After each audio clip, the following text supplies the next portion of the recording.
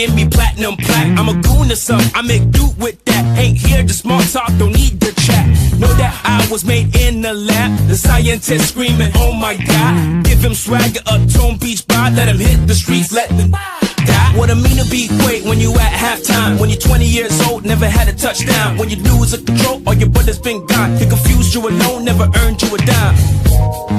I got the goal, I think I'm gonna win.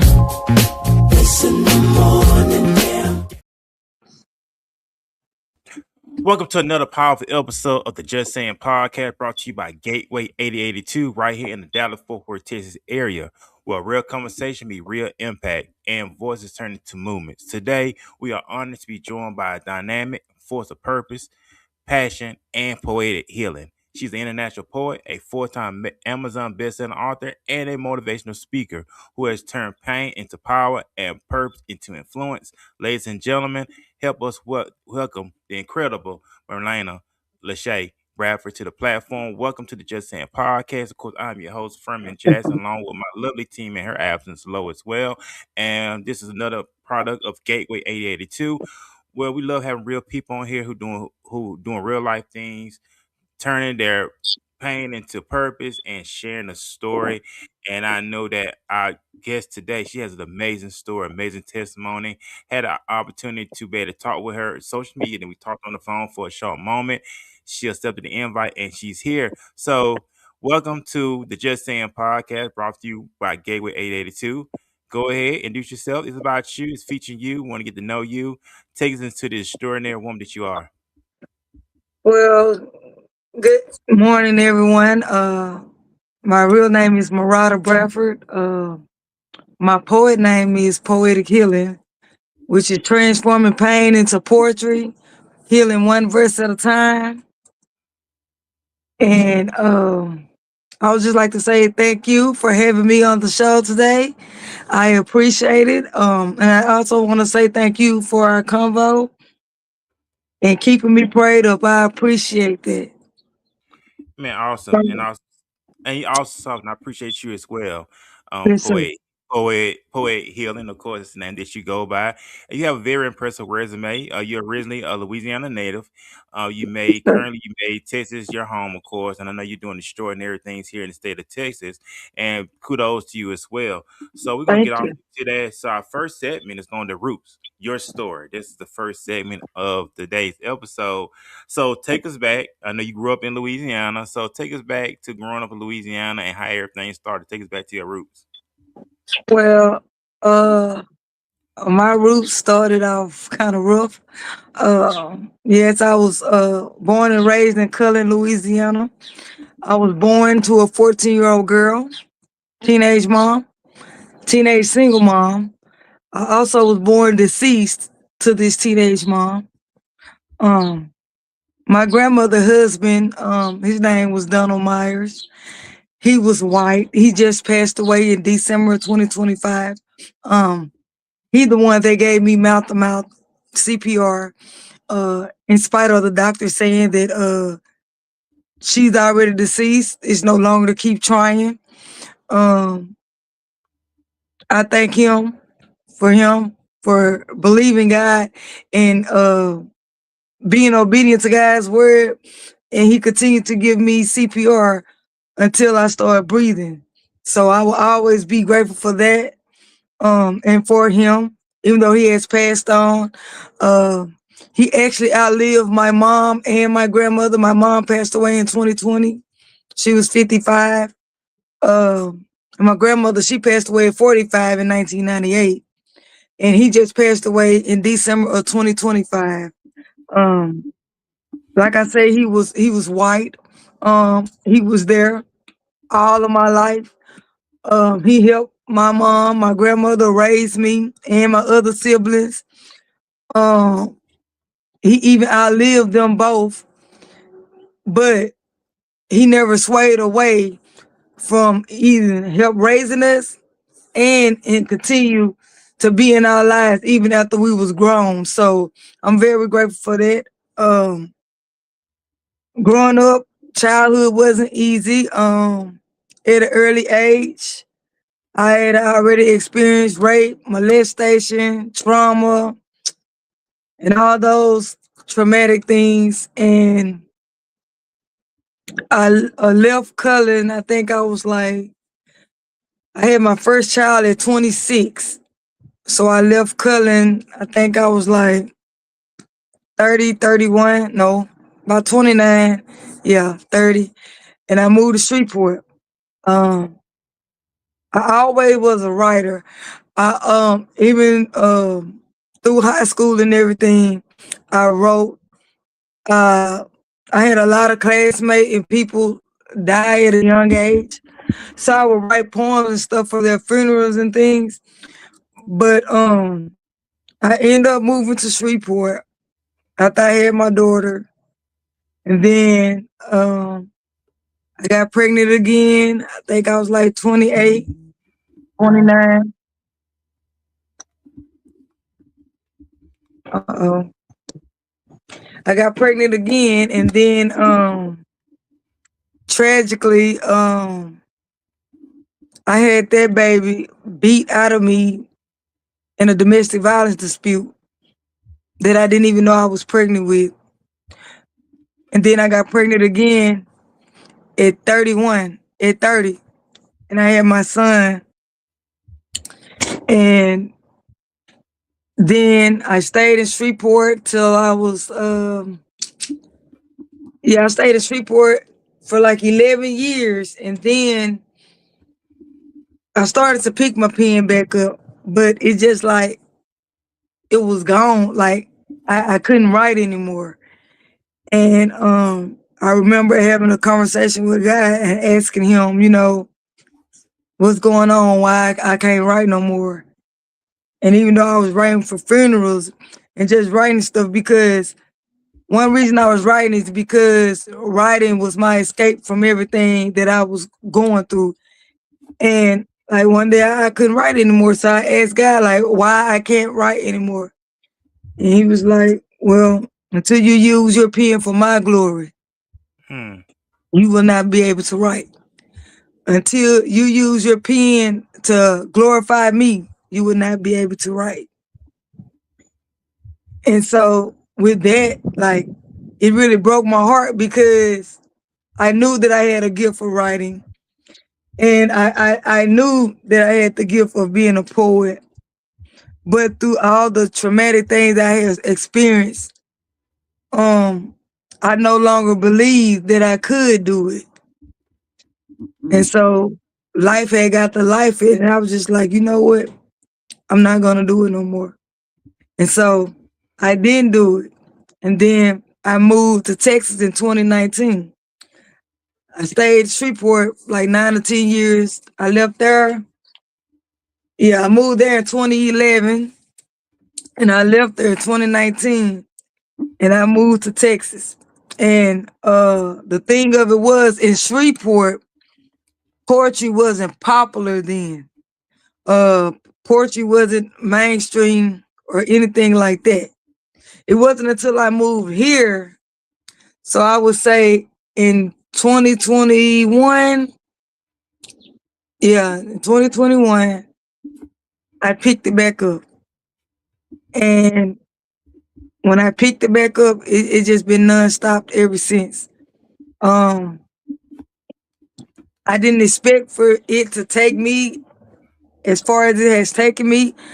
I didn't expect to become an author like that because I always knew as a kid that I wanted to write. And I always knew writing was my escape. And I always knew that I would, publish a book, want to publish a book. I didn't know how it was going to happen or how it was going to come about or even having the funds to write it. And so I was blessed to be able to find a publisher that say, you know what? If you got a dream and you really wanted to write, you write it and I'll publish it. So it sounds like, which his name is Matthew Santana. And that's when I started initially believing in me. And growing up, I always had a load of responsibility. I was grown before my time. Um, so not only did my mom have me at 14 by the time she was 21, 19 she had 3, by the time she was 21 she had 5. And so my responsibility was to help take care of my siblings.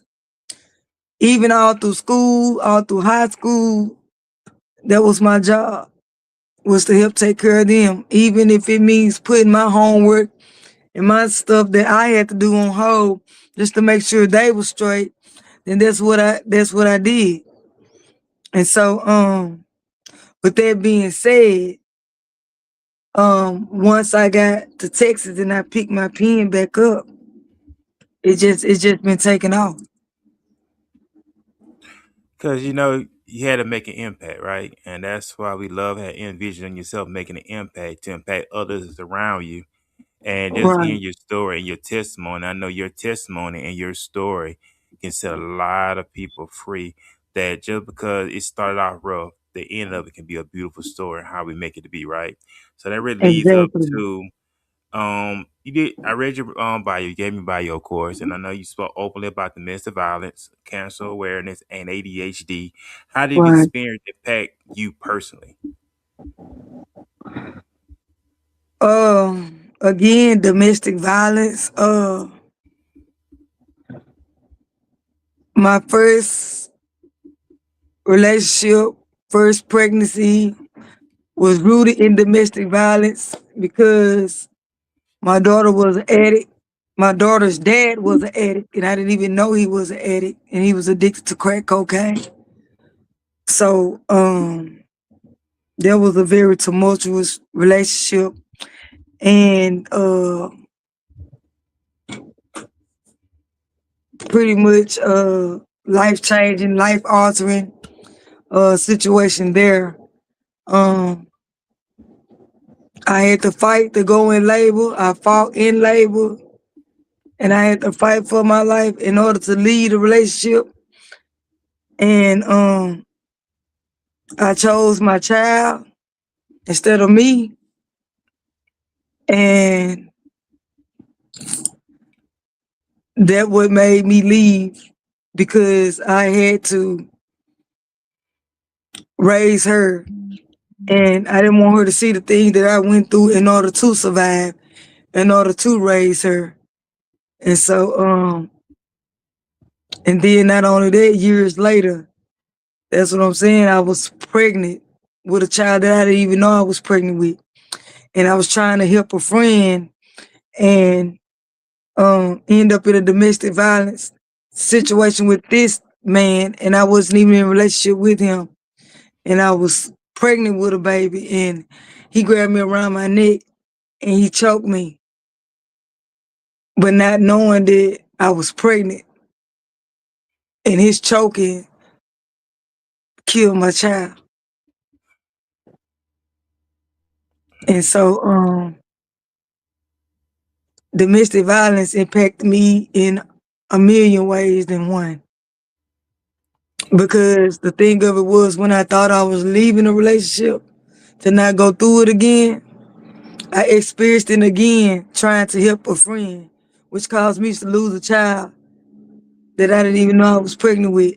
And then on top of losing the child, they didn't do a DNC on me. I had to carry the child still, knowing that the child would not make it to the world and the child would be born deceased. I still had to carry that baby until that baby passed through. And so that came with a lot of trauma. That came with a lot of hurt. That came with a lot of sadness, because in that stage of my life, I thought I was about to lose my mind because of the trauma that I had dealt with that situation. Like, I would wake up in the middle of the night thinking I would hear a baby cry, and I would look for this baby, knowing that my baby died at the hands of somebody that I wasn't even involved with. and that baby would be 15, would have been 15 this year. Um, ADHD, ADD, mental health, period. I have a son that's 13, and he ADHD, ADD, behavior disorder, PTSD, and all those things. And so I have to deal with him accordingly, plus deal with medications as well, and deal with, all the doctors, specialists, and things of that nature dealing with him. Cancer, my great grandmother died with cancer. I had aunties and other relatives. My grandfather on my dad's side died with different types of cancer. And my dad is dealing with cancer right now at this stage of his life. So everything I mentioned was detrimental to me. I dealt with everything firsthand. But on the brighter side, I'm able to push through it and still talk about it to help or to free someone else. Yeah, and You that's know, and that's what it's all about. Poetic, and we overcome by the power of our testimony. And I know that the scripture does say, "Whom the Son set free is free indeed." So we know that you are free to be able to yes, sir. share this because it's gonna help someone. And big shout out to everyone that's in the comment section. Big shout out to Mars71 said, "Thank God you still here and sanity." So big thank you for tuning in this morning. And also you're on the YouTube channel. Man, Go ahead and subscribe to our YouTube channel of the Just Saying Podcast with me and Laresa, so y'all can get us live every Wednesday. We go live every Wednesday. And also big shout out to Mrs. Jones out of Fort Worth, Texas. She said Proverbs 14:23. Don't just talk about it, do it. Our actions are over our words, we work. God's grace, my love, you are doing the work. So big shout out to Mrs. Jones as thank well. you, Miss Also, Young. so big shout out to her. Just listen to your story, Poetic. I'm glad. I think all you still here, and after all the pain and Thank suffering that you. you ran through, that you still in your right frame of mind. Because we know we see a lot of people who went through the thing that you went through don't bounce back. They turn to drugs. They Right. turn to alcohol. Their mind's completely gone. But by the grace I of the Most had my High, share. I yeah, and I can honestly say, yeah, it was a time to where it was so heavy. Like I said, I thought I was gonna lose my mind, but I only can give God all the glory and all the grace and all the mercy for even keeping me. Like I've never even heard of a situation where the hospital make you tote the baby, make you continue to go on with the pregnancy until the baby passed through. Like I had to tote that baby until that baby came out of me. I had to walk around with that baby in me until that baby came out of me. So yeah, I started and I thank God. And even uh though I was in a relationship with an addict, I never tried crack. I never tried cocaine. I've never only thing I've ever tried was weed and maybe an X pill or two or three. But I never was on a drug to where it was heavy or I was an addict. I was always able maybe to smoke 2 or 3 months and then quit for the rest of the year or something like that. But I've never had an addiction problem with a drug. And still again, by God's grace and mercy, I thank God for that because I known people that have lost their mind. I've known people that walk around with 3, 4, 5 jackets on, 2, 3 pair of pants on at one time. I've sat front row seat to those people. And again, I still thank God every day that He graced me enough to still be in my right mind and not having to go that far to even deal with it. And so, and for a long time, um, I was angry because I knew the hand that I was dealt wasn't mine. I knew I didn't deserve it. But I also knew that deep down somewhere, God had a purpose for me. Even when it hurted so bad, even when I felt like everybody was against me, even when I felt like, even when it came to rape and molestation, didn't nobody believe me. Um, Even being bullied in school, I still always felt that God had a greater purpose for me. But I also felt bad and sad most of the time because a child being dealt a grown person's hand is something deeper on a whole nother level.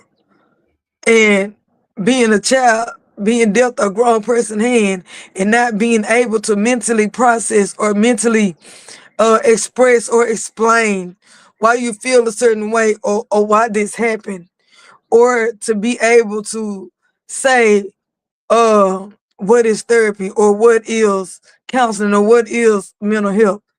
Back then it wasn't a name for none of it. And it wasn't no such thing as counseling or therapy. Like I said again, I was born to a 14-year-old kid that dropped out in the 7th grade due to being pregnant with me. She could only take me so far, and I was angry with her a lot of the time because I felt like she didn't protect me. I felt like she could have did more. I felt like she could have did better. But again, she was only 14. And so that came with a lot of forgiveness, a lot of dealing with a lot of the hurt on my own because didn't nobody understand.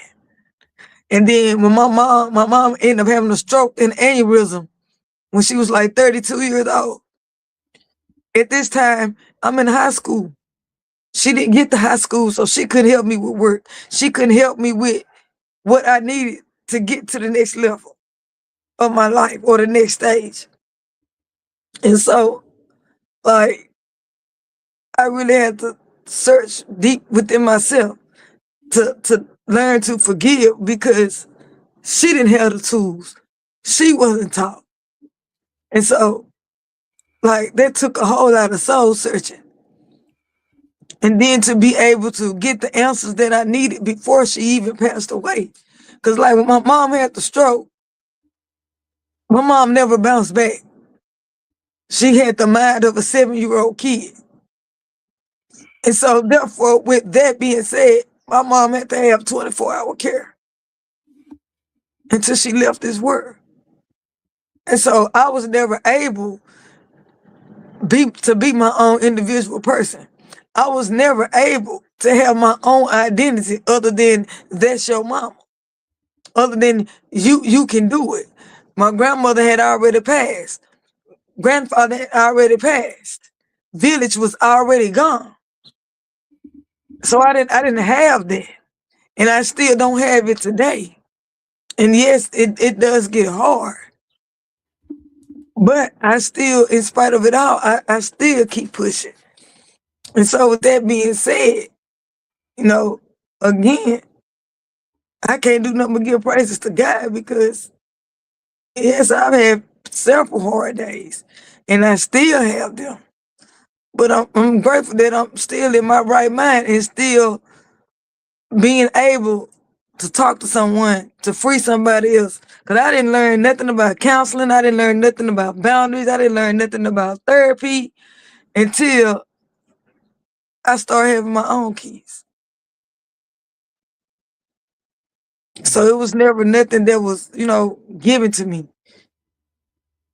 I always had to deal with everything silently on my own.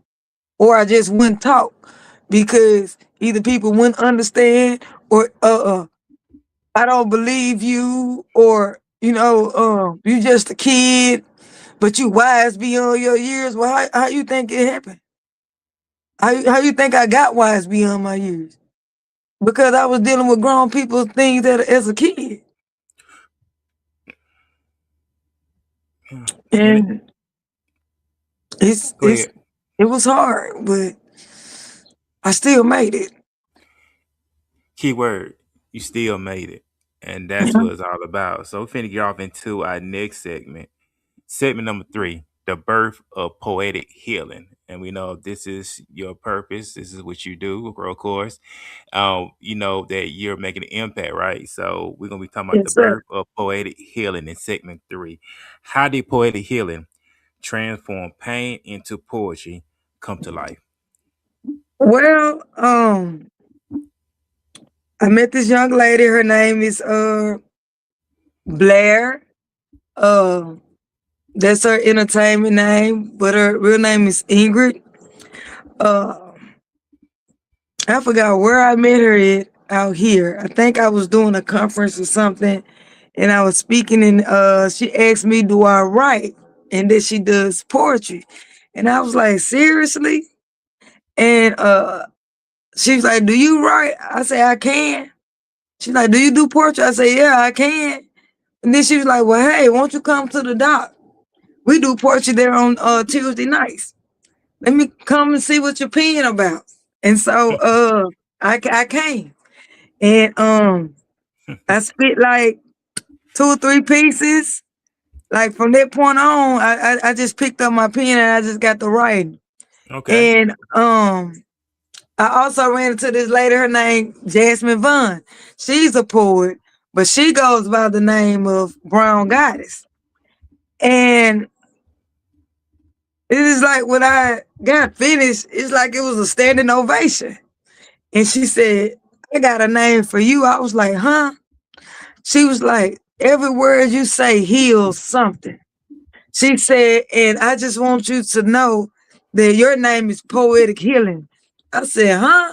She was like, "Yes, I'm giving you a poet name." She said, "Because every word you spit, it heals. It brings peace." She said, and that's your name. And kudos to her because it stuck. You Poetic know what? healing, transforming pain into poetry, healing one verse at a time. It stuck. Well, like that. When I first mentioned that poetic healing, I see how your face just lit up on that, and you know what I'm saying, big smile and lightness came when I mentioned the word poetic healing, which is good. And Right, we know that Paul Paul used to be Saul. He went to Paul, and we know that Peter's name was a rock, of course. Peter mean rock, and we know Christ's name, so we know names mean something, right? So we don't know right, name when it comes to being powerful names, and we know that healing is part of God's kingdom because the scripture mission healing. So it's important for right. all of us, man, woman, child, to walk in true healing for the greater good. So you mentioned earlier about picking up a pen, of course, and just gonna leave that to when you pick the pen back up. What did that moment feel like? Change breaking. I would say change breaking. I would say healing within myself. And I will also say freedom because when I put the pen to the paper, not only am I releasing, but I'm feeling relief to what I'm putting on the paper because it's no longer chained to me. And so when I pick up the pen, I feel freedom, I feel chains breaking, and I feel relief because I don't have to tote it no more. I don't have to carry it no more. I don't have to hold it no more. I don't have to keep it no more. That's right. And in my releasing, everybody not gonna tell what they went through. Everybody not gonna tell what they have gone through. Some people choose to stay quiet. Yeah, they do. But my thing of it is, how can you forget what happened to you and sit on what happened to you or turn a blind eye to what happened to you when it wasn't even your fault? When you can't help what nobody done to you, but you can help how you take control of your life and take your power back and heal from everything that was meant to break you. And so, with that even being said, um, Like I even started like 2 weeks ago of even going live because it's so many factors that goes in abuse that people fail to realize or recognize. I started talking about the signs, the different things you notice when a child is being molested, when a child is being fondled, when a child is being raped, when a child is being, groomed. The little simple stuff. It be the stuff that goes unnoticed. And I begin to even talk about how you have some men that prey on single women households that have kids. And it's not just boys, it's girls too and boys. And I think it's kind of like a complex because a girl is told, you have to be strong. A boy is told, you can't cry, and I feel like, or even the words, what happened in this house stays in this house. Those are words that kept me bound for decades. Not because of what happened to me, but because of the shame that would be inflicted on somebody else if I told what happened. Because not only that, they didn't want to deal with their own issues, but me keeping the peace for everybody else kept me in pieces. But nobody never looked at that. Nobody never paid attention to that. Nobody never paid attention to the struggles that I had due to what happened in this house stays in this house. Yeah, it is tough, and I know it happens in every community, but I know you're only speaking from our community, of course, and we know Right. it happens on a regular basis.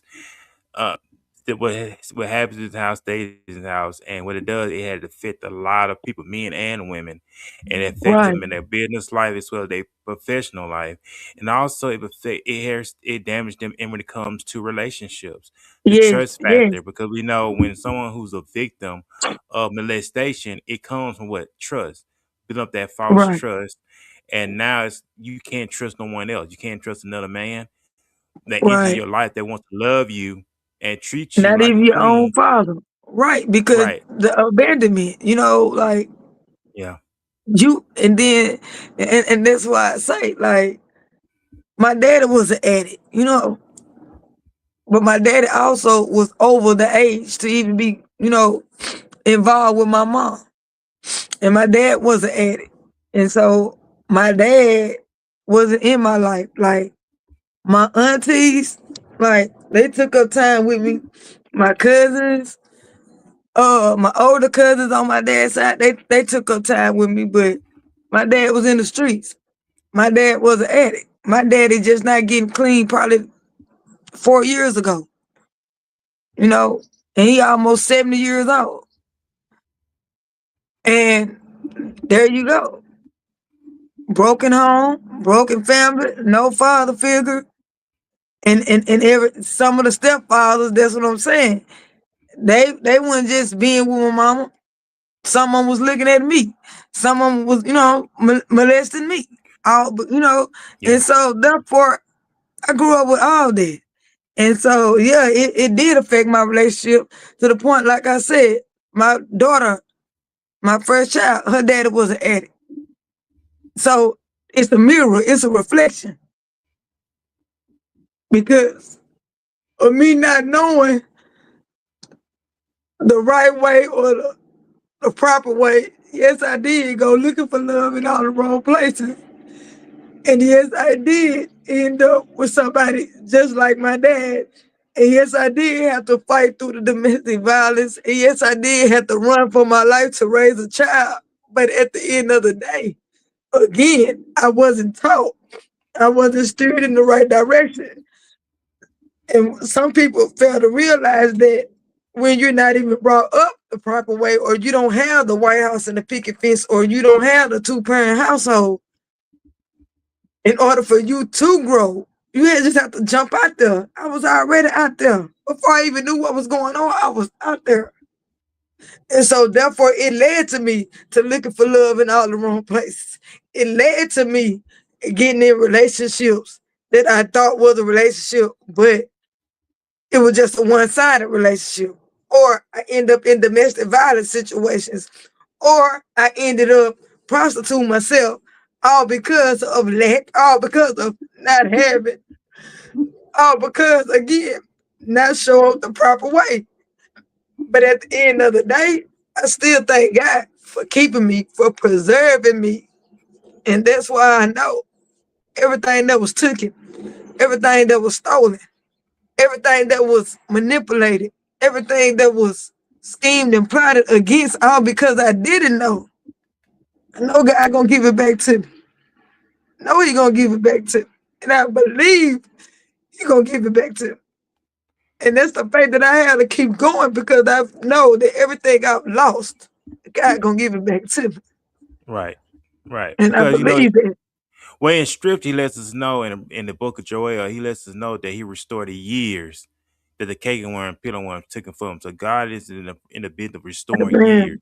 So that's what he does. He restores years. He renew our youth and he renew our strength like the eagle, right? So that is his Right, promise. So he's always in the restoring business. He didn't say a day. I'm not gonna restore a day. I'm not gonna restore a month, a week. I'm gonna right, restore years, years with the S to the end. So we know he is a restorer of years and he will give you everything that he promised you, everything that he birthed within you for his glory and for his purpose, right? I don't understand why he tells us about in the word that we must be born again, but we're born again from a right, spiritual standpoint. So right now it's lifestyle all over again. Yeah, we were born in the flesh. Now we're being reborn in the spirit because we are right, spiritual beings in a human body, right? So we're starting all over again from a spiritual standpoint. And also, Scripture lets us know not to be conformed to this world, but be transformed by the renewing of the mind. We may know the right. good and acceptable and perfect will Yes, of the Most High. So we thank God for His mercy and grace and redeeming us. But we're going to get into the segment number 4, your book. You mentioned you are a 4-time, congratulations on yes, that, best-selling author on Amazon, of course. And your current book is The Scars of a Concrete Rose. It's powerful. yes. What inspired the title? What inspired that title? Because the scars of a concrete rose. What inspired my title was,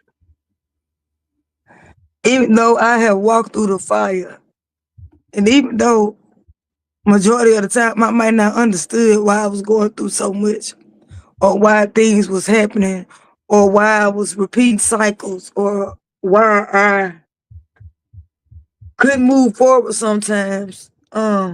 What inspired the titles was once I decided to take my own life in my hands and make the decision that I'm not what happened to me, but I'm who God says I am, and that I am His child.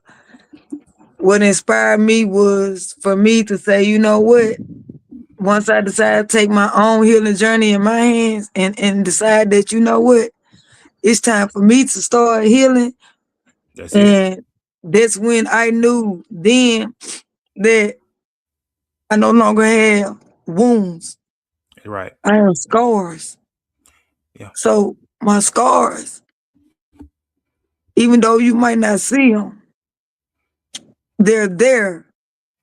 But there is no open wounds that nobody can throw salt in. There is no wounds where nobody can say, oh, therefore you ought to be shamed. There is no wounds to say, oh, you ought to feel sorry about where you come from or what you did or what happened. You can't wound me like that no more. You can't use what I've been through or the knowledge that I didn't know to use against me to make me feel any way or any less about myself. So that's where the scars come from because I'm no longer the wound. I'm the scar, and scars heal. You said it right there, Poetic Healing. Scars heal. At the end of the day, you're winning. And I'm glad and I'm proud of you for fighting back and not using what you went through as a crutch. Because a lot of individuals use it as a crutch. Right, But you made up in your mind that, hey, enough is enough.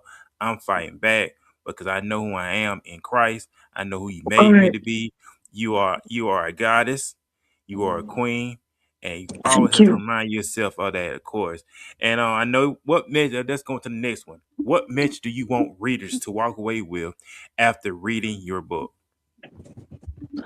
My message that I would want women, young girls, teenagers, Anybody that read it, I would like them to know again, you are not what nobody else done to you, but you are who God says you are.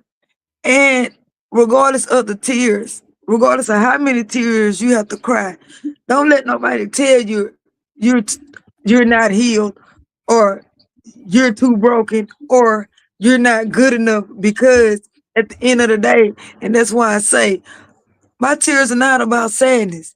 No, my tears are because I made it through. My tears are because God gave me a second chance, and chance after chance after chance. My tears are because everything, even being born deceased, was meant to kill me. I survived. And God still has a purpose for even me. So I would want everybody that read this book know that you are who God says you are. But also to the young girls, I want them to know through everything that I've been through, even the mistakes I have made, guess what? This don't have to be your story. You have a chance to read this book, take the good with the bad, and turn it around and become the person that you're proud of, in spite of what you have been through. You take this book and you say, well, I know the signs of molestation. I know the signs of rape. No, I do not have to put up with this. No, you are wrong. Find your voice. Use your voice. Do not be scared to tell your truth. Do not be scared to let other people know what's happening. Because when one person won't believe, another one will. But you got to make up in your mind that you're not who everybody else say you are. Mm. Because at the end of the day, people are gonna put a label on you, whether you rich or whether you out there rolling around in the dirt and done lost your mind. People are gonna label you. They're gonna talk about you. They're gonna misjudge you. They're gonna misguide you. But it's totally up to you to decide who you gonna serve, who you gonna choose, and what you going to do. Yeah, that's it. And before we go any further, I do have a request for you in the comment Okay. section. Big shout out to Mrs. Jones out of the Fort Worth area, Texas. She's a big supporter of the platform of the Just Saying and Walking Its Ways. She said, "Spit for me right now." She wants you to do a freestyle. Do you that just request? Uh, I don't I do mean, it's no up to you. It's freestyle. up. It's up to Yeah, you. You but know, it's up to you. I do have my book here, Well, go ahead if you want to go ahead and and share some. Go ahead and share some. okay.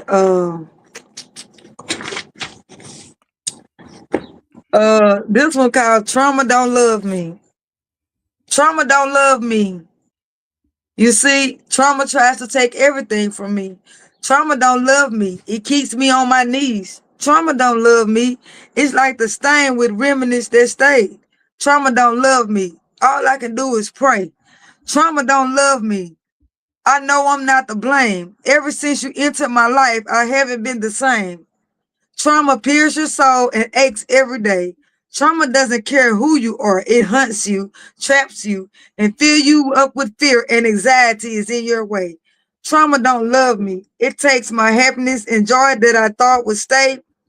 Trauma robbed me when it stole my childhood away. And awesome song. You know, I love this. I do. I love poet how you utilize your gift, your talent, and professional with it, and also making an impact and taking your gift seriously as well. So let's talk about that gifting and taking your gift seriously, because everybody has a gift, right? Even the scripture lets us know Right. in Proverbs that our gift shall make room for us.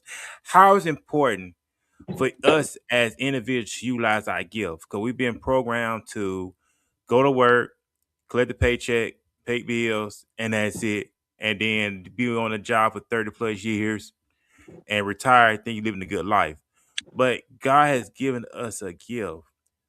What would you share with someone about utilizing your gift? Because your gift, I do believe, is part of your prosperity. Because your gift open up door and bring before great men. All right. I'm living through that right now. I'm walking through that right now. So with me, like I say, taking my healing in control and learning to lean on God for when I am weak and leaning on his strength. I would say using my gift, the things that brought me so much pain and so much trauma and so much, depression, anxiety through all of the things. I would say using my gift, still, it brings me joy because, again, it could change the trajectory of somebody else's life. Using my gift of poetry has opened up doors to where now I have performed on stage with international poets, poets that done been all over the world, poets that are number one poets in 3 or 4 different states. One of them was Black Chakra. I performed on the stage with him this month of April. I also performed on the stage with Masterpiece, the poet. And each poet deposited something in me that that I believe God is going to use to continue to launch me forward. And that is, you are chosen. And that is, you keep pushing your pen. And that is, you got a word for the world to hear. And that is, the world need to hear your story. And that is that you are chosen for this. So I would advise anybody, it doesn't matter what your gift is, but me, like I say, taking my healing in control and leaning on God and giving God first the complete yes, to say, you know what, no matter what it look like, I'm going with you. And I'm seeing that, again, it's opening up doors for me that I never thought I would be able to walk through, to be on the stage performing with international poets, to be able to like 2 weeks ago, I even went to a conference and this lady prophesied to me, which is Florecita LaFleur. And she said, you need to go into the juvenile system. And I was like, what? Juvenile system? Which that's the thing, like I always wanted to talk to young girls and I always wanted to try to help them, but I never knew which direction that I would take besides writing. And so, and what I love about her, like she didn't even know me. She told me this the first day she met me. And I was like, I don't know how to do that. How do I go about it? She was like, sis, it's okay. You just start calling around and see what happens. So I end up calling this girls juvenile detention center, Scott D. Moore Detention Center. And she said, when you get ready to go, you let me know. And I was like, hey, I got transportation. My truck is in the shop, but I can give you some gas. And she was like, no, I don't want nothing. I don't want nothing. And I was like, but she was like, but I'm almost 2 hours away from you. And I was like, okay, so, but I'm gonna give you some gas. She was like, no, I don't want nothing. She said, no, I'm just doing what God told me to do. She said, That's so right. I'm taking you to the juvenile facility and I'm gonna let you tell your story. And we're gonna put you there. And you're gonna be able to go in and you're gonna be able to speak to these young girls. And I'm like, this is crazy. But then God showed me that's why it's very important to take heed of who's speaking into your life. Because if it's a prophecy that I said, then they don't have no problem with walking you through it and walking it out with you and watching it come into fruition and watching you thrive and soar on just what I told them to tell you. And I kid you not, I walked in that place, she walked in right beside me. And she said, tell your story. She said, talk to them, tell them. And that chaplain there, he told me, he said, hey, here's the application. Fill this out. Send it back in. He said, you can come volunteer, bring your Bible. And that's all you have to bring. He said, you can bring your Bible and you can bring your book. He said, because it's plenty girls here that is in this system. And even though I'm a chaplain, and even though I'm here for them, but they need somebody like you, rough around the edges, somebody done been through what they done been through, somebody done grew up in that type of environment, somebody that grew up in a fatherless home. They need people like you to come speak into them. And I kid you not. I'm just waiting on the paperwork to come back.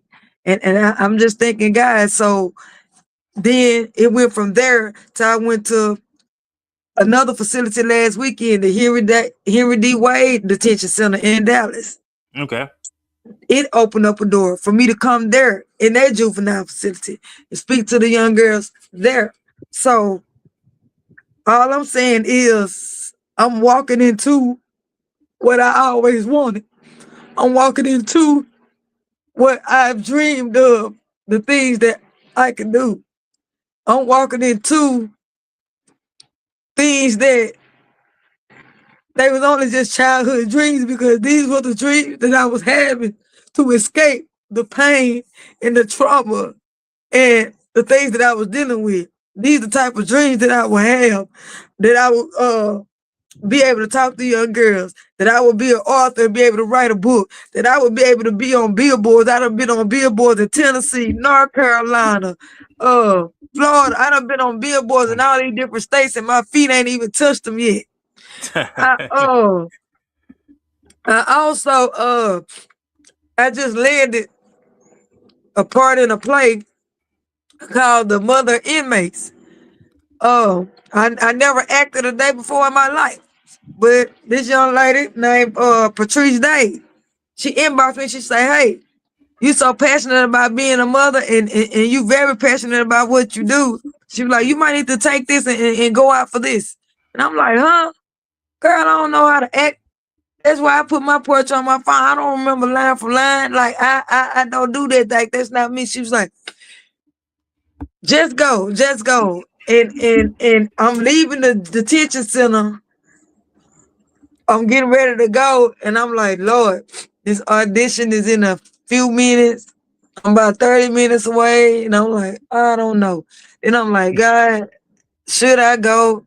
I don't know. And I'm just sitting there. And he said, get up and go to the audition.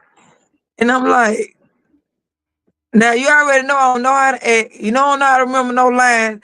I said, but since you say go, I'ma go. He said, go. The way has already been made. Just go. Just show up. And I swear I just showed up. And it was a lady there that was sitting with the judges that I had modeled for her in her Macy's fashion show. And I come in the door running because I just left this event. And I come in the door running, and I was like, hey, I'm Mirada Bradford. I'm here. I don't know what I'm doing, but let's do it. And she just got up and she just reached the arms out to me. Her and her husband was sitting there. And she just hugged me. It just felt like a hug that I received from my mom. And she was like, you got this. You gonna do it. You got this. You got this. Here, I'm finna give you this script and I'm finna give you this script. Let's go. And I kid you not. I was laying in the bed and my son say, Mama, you got an email for mother of inmates and you have been casted in the play. Like I jumped up out my bed and I just started thanking God in that moment because the lady's story that it is, her name is Miss Teresa Tarpley. Like everything, like from her kids getting taken, being incarcerated, dealing with prostitution, dealing with trauma, raising kids, no help, like all that, been through all that. And I'm just like, Lord have mercy. And I'm talking about, I just jumped and I just started praising God. I said, God, you know I don't know what I'm doing, but you open this door, I'm going through it. Any door you open for me, I'm going through it. Fear would not stop me. Trauma would not stop me. What I've been through won't stop me. My past won't stop me. No, I'm going to get what was taken from me. And whatever got my name on it, I want it and I'm coming for it. You that's better. it. That's it. And that's all. I'm coming for it. And They that's said why you I better. tell people, everybody healing don't look like yours. And the people that haven't been through what I've been through, of course, you're not gonna understand my tears. You're not gonna understand my praise. You're not gonna understand my story. But it's always somebody else that done been through something like it, something similar. But to those people, I would like to say, we're not victims. We're victorious. That's right. And we are a special group of people that God saw fit for us to still make it through and still be resilient in what we do. So don't take your bad experiences as experiences to where you can't make it out. Take it as experiences as God is giving you a chance to redeem yourself and to be free and to be able to help someone else. Because again, my pain pushed me into purpose, but my gift also made room for me. Mm-hmm. It And made it is. room for me. And it And will. it's making room for me. And the lady gonna tell me after I spit poetry on the stage where she said, you need a passport. And I'm like, Lord. I said, well, God, you gonna have to do what only you can do because I can't afford no passport. And she said, just keep going. She said, just keep going. I said, thank you. Yeah, that's it. Honor. Cause you know what it says, poet. It says, "Seek ye first the kingdom of God and His righteousness, and all these things gonna be added unto you." Cause we don't have to seek after the things. The things gonna come after us. All we gotta do is seek Him first. And then I know in Isaiah 119, let's know if we Yes, be willing and Lord. obedient, we should eat the good of the land. He calls for our obedience. He calls for the do of the word. And also, big shout out to Mrs. Jones. I know you're gonna be a part of an event on April the 18th at Forest Hill Yes, Library. It's gonna be you and a bunch of writers, correct writers and authors who's gonna be there. Elaborate on that event on February the 18th. What people would expect that's gonna come to that event on February. Oh, I said February on that's okay. April 18th. I apologize for that. April the That's okay. 18th, Mrs. Jones. So, what are y'all expecting on April the 18th at Forest Hill Library? We're just expecting the surrounding communities to just come out. It's gonna be authors alike. Um, we're gonna share the word, share poetry, share books, fellowship, network. Miss Di always had the best food. I swear. I don't care what event she throws, she's gonna have the best food. So I know for a fact you're gonna eat good, you're gonna fellowship, and you're going to be able to do more in the community because she gonna push you. And that's I would like to give my utmost respect to her. Because from Right, the first day that lady met me, and to this day, she pours it. I don't care if she even send me a message through Messenger or she send me a message through text message. Like she pours into me and she pushes me. And on my dark day, she calls me and she say, hey, I just let me pray with you. Hey, I'm finna pray with you real quick. I'm busy. I got to go. I'm doing something. But hey, let me pray with you right quick. Like she keep me on my toes. Like she just pour into me. She just pour into me. And Lord knows I need that. And I'm grateful for that. And I'm appreciative to that because again, I don't have my grandparents. I don't have my mom. So these are people that's a part of your village that you want to be a part of your wins and that you want to show, look, I'm on the other side, but I don't have that. And for her to take all that in accountability and say, you know what? I got you. You know what? You're gonna be okay. You know what? I'm here for you. And sometimes that all that matters for someone to just say, you know what? In spite of everything you went through, I'm here for you. And right, I thank her tremendously. Like I thank God for her, for being that cushion for me, for being that rock to me, for being that support to me, for giving me permission to keep dreaming, to keep going, to keep pushing. I thank her wholeheartedly from the bottom of my heart for everything that she do for me. And I just want to give her flowers because again, she do what I need to be done in a motherly aspect, in a spiritual aspect, in a godly aspect. And I love her for that. And I'm always be grateful for that. Always. Man, Always. awesome. Like I said, Mrs. Jones, she's a great woman. She's been very supportive of the platform since day one. So kudos Yes. to Ms. Jones for the work that she does because she always give back to the community. She always showcase other people. She never make it about herself. So I got to Yes. give her flowers too. So big shout out to Mrs. Jones. I know everybody ready to wrap it up. We at that time frame, of course, but I want everybody to be able to tune back in tonight. Well, not tonight, but this evening. This evening is Okay. gonna be me and Lo. We're gonna be back here tonight on the Just Saying podcast today at 5 p.m., 6 p.m. It's 5 p.m. Central, 6 p.m. Eastern. Our guest is inspirational keynote world class speaker Edmund W. Davis. He's out of the Oh great state of wow. Arkansas. He's gonna be on this evening at 5. So y'all make sure y'all tune in for that. They have an upcoming HBCU event that's taking place, dealing with the AI and everything else. So man, y'all be in tune with that because we're going with AI going and the chat GPT going and all this stuff is going. That's where we're heading right now in our Yes. generation, right? So we gotta make sure we catch up what's going on. It's all about involving. So my question for you, Poet, if I let you go, because I know you're a very productive woman, I'm respectful for your time. What legacy do you want to leave behind? That's gonna be our closeout question. What legacy do you want to leave behind?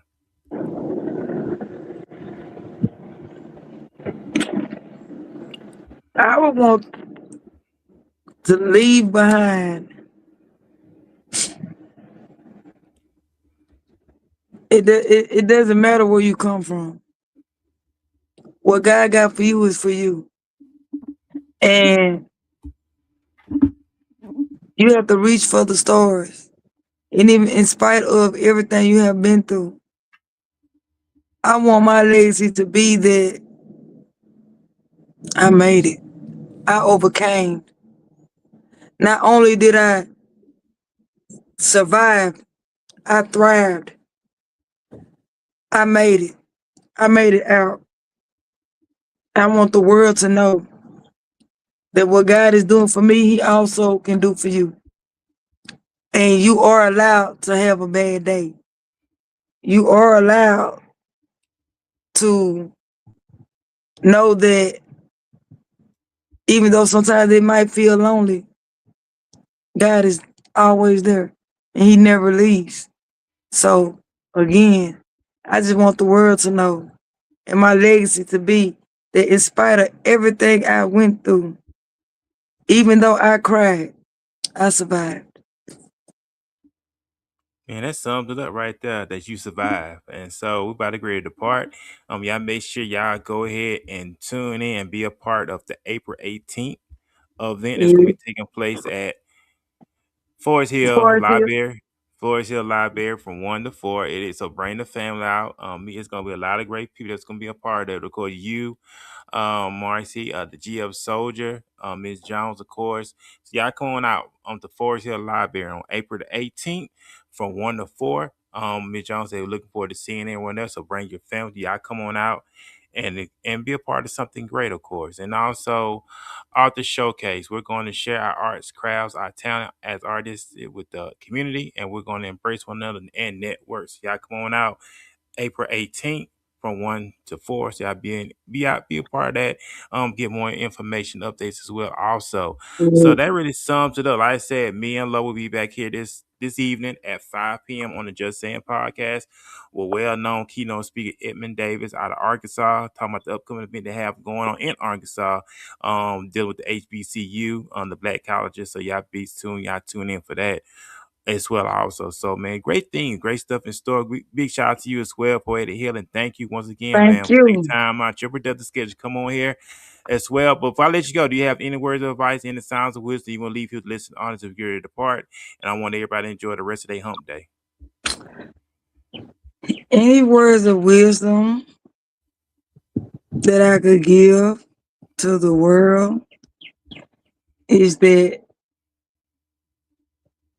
God never leaves.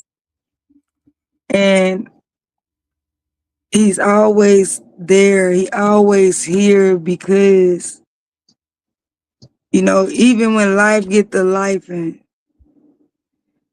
pick up your word, even with tears in your eyes, pick up your word and just bask in the goodness of God because in these days and times, that's the only person you can depend on. It is God. So I'm just wanting the world to know that, without God, we can't do nothing. But with God, we can do everything. And just continue to keep God first.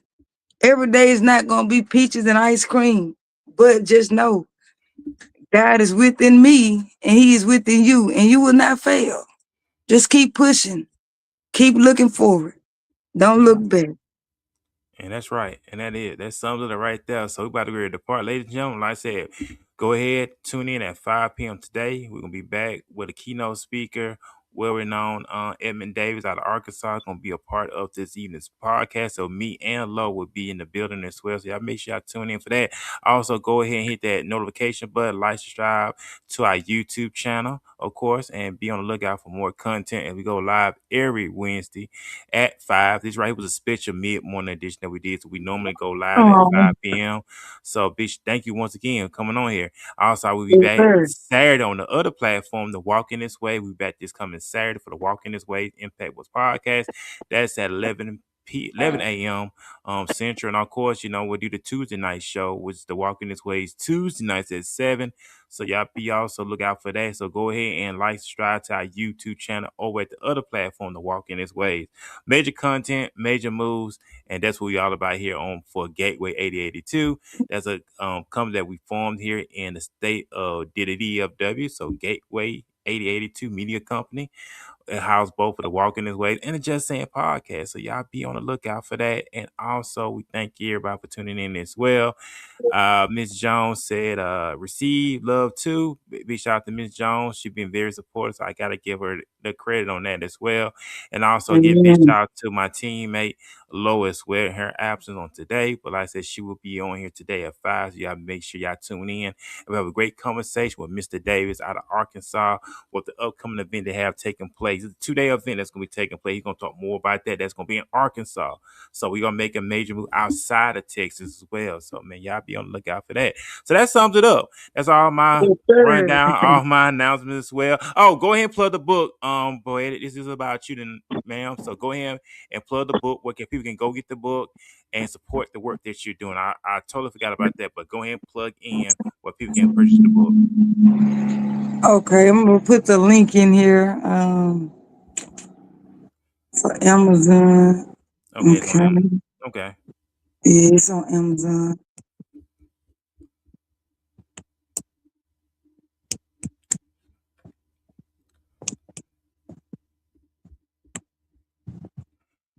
Thank you, Mrs. Jones. I love you guys. Thank you for this time with you all. Thank you very much for tuning in. Thank you, and thank you, Miss Marcy as well for tuning in as well. So you just sent me the link.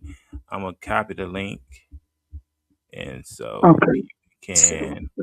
it I'm went putting in in. I'm putting in the comment section so people can go over Okay, there and do that.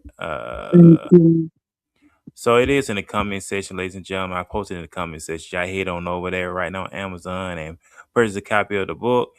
And Mrs. Jones, that Mitch Jones said, she said, girl, I didn't mean for you to make all of us cry. Tune in and listen to Absorb Baby. You delivered on this interview. So thank you, Mrs. Jones, as well. Also, once again. So we are out this thing. So the name of the book is called Poetic Healing, Transformation Pain into Poetic Healing, one verse at a time. So thank Poetic Healing for coming on here again. Like I said, we're about to get ready to depart.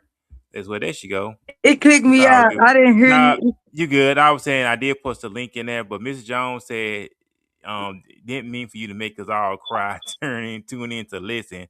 And she absorbed, baby. You delivered on this interview. So your interview really made an impact on a lot of people. So thank you, Mrs. Jones Oh, as thank well. you. The link is also in the comment section. So y'all head on to Amazon, purchase a copy of the book.